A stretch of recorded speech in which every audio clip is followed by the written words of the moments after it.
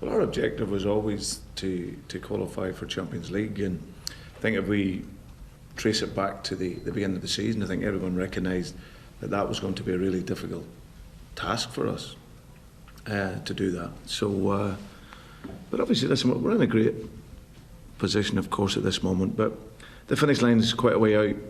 You know, people looking at it with 6 games to go and thinking it's nearly there. There's still a way to go, you know, and there's still a lot of work to do. And but there's no doubt we're playing with great confidence, and our victory over Tottenham was probably psychologically our best victory of the season, because of probably maybe some of the background noise going into the game about pressure and having to win. And the level at which we played at, and the control and the calmness of the performance, shows that the real confidence in the team. So, but as I said, there's a way to go, and as I said, there's still a lot of work to do. John Flanagan told us last week that he thinks about winning the title every day.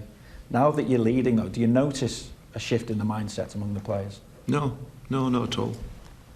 No, our concentration is to, and in particular now, I feel that for us, that we can't afford to worry about any other teams. You know, Manchester City are a squad that's full of outstanding players. You know, got an excellent manager, a club that's been building now for a few years. Chelsea get some top experienced players, got a brilliant manager, world-class manager. And if I spend my time worrying about the rivals and what they've got, then I'll be wasting my time. It's just wasting energy. So for me, it's about the players. It's great for them to dream, and the supporters, that's what it's about. But we're also very calm and very focused on what our job is, and for me, it's just about the next training session.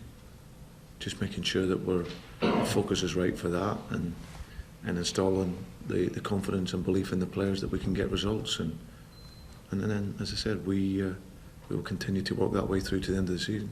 Is there an argument, though, to say that it's easier to chase than to lead, and that's where the difference might come in this weekend? I'm not so sure. I think probably a lot of teams would swap where we are in the league. For me, it's the concentration on performance. That's what our focus has been on, and we've been performing to a real high level. And I think what's been brilliant about this team is that every game in the Barclays Premier League is a really, really difficult game, and they're all difficult games to win. But the way in which we're performing and playing and scoring goals, and in big games like the one last weekend, keeping clean sheets, and the aggressiveness in our game, both with and without the ball, that gives us great confidence going into these remaining games. But we've got a tough game at the weekend against West Ham. They've won 6 out of their last 9. And we respect them as an opponent, and we'll just take that as the next game to win. At this stage as well, how big a role, how big an influence are fans in terms of getting teams over the line for titles, getting them over the line for Champions League qualifications, or even avoiding relegation? They're vital. I think we've seen some of the images last weekend at Anfield. It was amazing. I think the COP was in full bloom last week. It was just a real sight to behold. It's an iconic, group of supporters around the world, and the flags and the support and just the noise. I think the noise was cranked up last week as well, and that will intensify as we go on. We've got 3 important games away from home.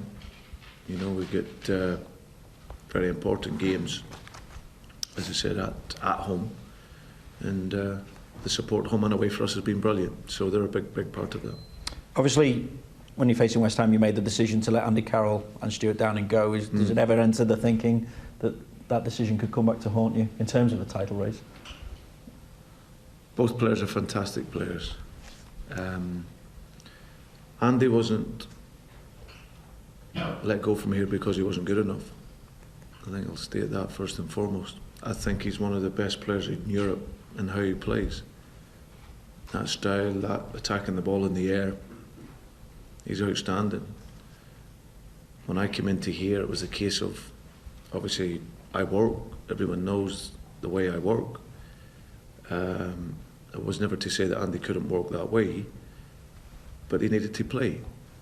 And I think he's gone on and done great for West Ham. When he's been fit, he's shown that he is one of the top strikers playing in that style of football. So it certainly wasn't because he wasn't good enough. We had other financial aspects of the football club that we had to look at. But he's gone on, and when he's played and been fit for West Ham, he's been excellent. And Stuart Downey and I made it clear at the time, and I repeat again, I didn't want to sell Stuart. Stuart like all the players in that first opening few months, it was difficult for them when I came in. But then he really progressed and became a very important member of our team and squad by the end of the season. But the money we were offered for him, it was going to help in getting other players in, that was going to help us continue along our journey as within the philosophy. And unfortunately then Stuart left. So again, a player that's gone to there, being one of their best players, if not the best player, got a great left foot, and both of them were good men as well in the time. And I only worked with a short period of time, but a good guy, and Stewie likewise was excellent at the end, and I was obviously disappointed to see him go. Well, Liverpool's next game is at West Ham, and you'll be able to see that one live. It's on Super Sunday from 3:30 on Sky Sports 1.